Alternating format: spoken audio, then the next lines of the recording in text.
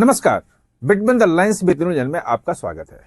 आज हम बात करेंगे एफसीआरए की और एफसीआरए पे भारत ने कैसे अमेरिका को कड़ा जवाब दिया है।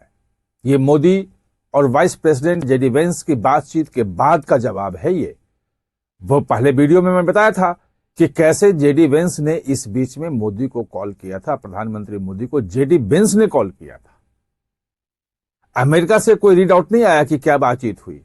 जो मोदी की तरफ से रीड आया, प्रधानमंत्री की तरफ से आया उनका कि क्या बातचीत हुई, उसमें भी इन सब चीजों का कहीं जिक्र नहीं था। और जाहिर है कि अगर इस बीच में कॉल आता है तो भले एफसीआरए पे चर्चा हो या न हो, रीड आउट में हो या न हो, लेकिन चर्चा तो हुई होगी। और नहीं भी हुई हो तो कम से कम मैसेजिंग तो जरूर है। और खास तौर पे जो रूस वाले तेल के लिए जो 100% के टैरिफ की बात है, जिसमें वहां पे कांग्रेस में वहां पास हो गया है। एक कांग्रेस के वहां के सांसद जो हैं उन्होंने पेश किया था बिल, वो बिल अप्रूव हो गया है। तो भारत पे 100% जो है वो टैरिफ लगने का, रूस से तेल खरीदने के जुर्माने के रूप में वो खुल गया। बाकी 3-4 देश और है, वो हंगरी शायद उसमें है, और उसमें स्लोवाक है, और चीन भी है। 4 देशों का खास तौर पे उसमें जिक्र है। और इसके पहले भी मैंने आपको बताया था कैसे शुक्रवार को जो है वो अमित शाह और एस जयशंकर विदेश मंत्री की जो बातचीत थी, जो बैठक थी, करीब 20 मिनट की चली थी, 20-25 मिनट। मैं बाहर ही था वहां पे। वो उस दिन भी मैंने आपको बताया था कि यह बैठक एफसीआरए को लेके है। और अब चीजें उसमें साफ हो रही हैं। दरअसल जेडी वेंस और मोदी की बातचीत के कुछ घंटे बाद ही जो अमेरिका में भारत के राजदूत हैं विजय मोहन क्वात्रा, पहले वो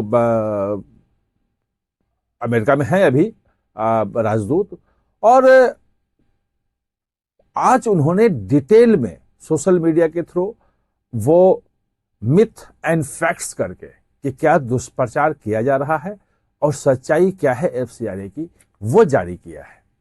इसके साथ ही अमेरिका को आईना भी दिखाया है कि देखो आप खुद ये कर रहे हो, आप किसी दूसरे को नहीं रोक सकते जब अब आप खुद कर रहे हो। तो ये दोनों चीजें मिक्स हैं, थोड़ा सा समझिएगा। तो सबसे पहली जो बात है वो बात यह है कि डिटेल में जो बताया है, जो जवाब दिया है, वो ये कहा है कि लोग फैला रहे हैं कि भारत जो है वो में मोदी सरकार के आने के बाद जो फॉरेन फंडिंग है, जो फॉरेन कंट्रीब्यूशन जो है या विदेशी अनुदान कह लीजिए, वो कम हुआ है। और सरकार जो है वो एनजीओ को जो फंड मिल रहा है उसको रोक रही है, वो आने नहीं दे रही है, फंड नहीं आ रहा है। उन्होंने डिटेल बताया है कि पहले जो है 2010 अगर 11 का देखें डाटा, तो $1.2 बिलियन का विदेशी जो है अनुदान भारत में एनजीओ को, तमाम संस्थाओं को आया था। और 2024-25 में दुगने से भी ज्यादा हो गया, ये $2.67 बिलियन का आया।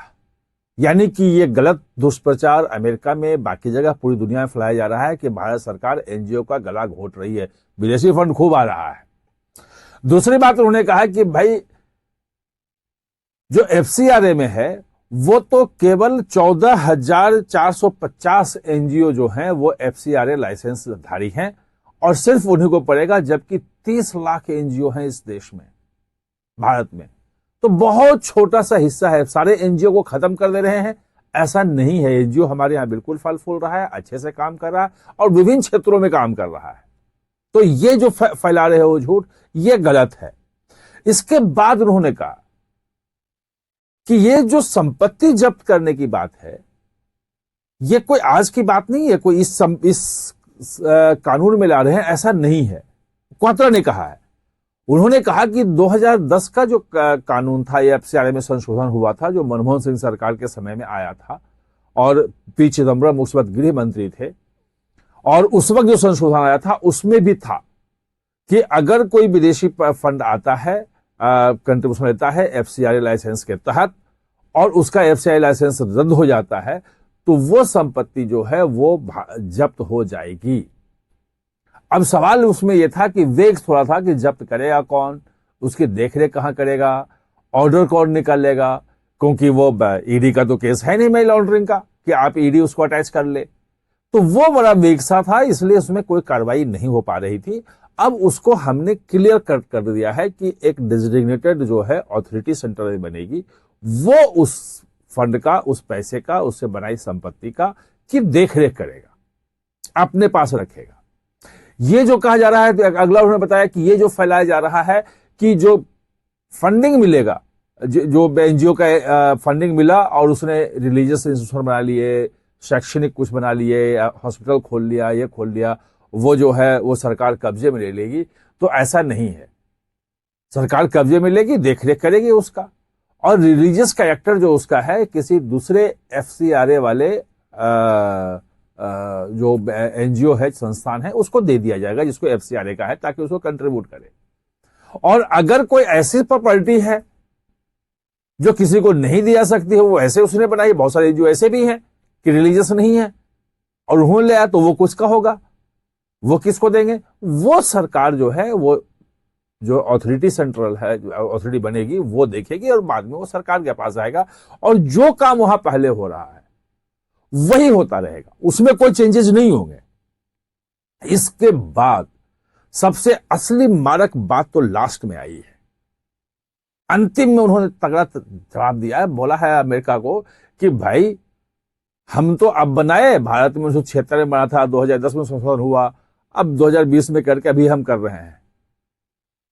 अमेरिका ने तो 1938 में बना लिया था फॉरेन कंट्रीब्यूशन को रेगुलेट करने का कानून, फारा के नाम से, और उससे भी उसको कड़ा कर दिया था। FATCA के नाम से कानून बना दिया है, जिसमें और ज्यादा उसमें वो है, शिकंजा है।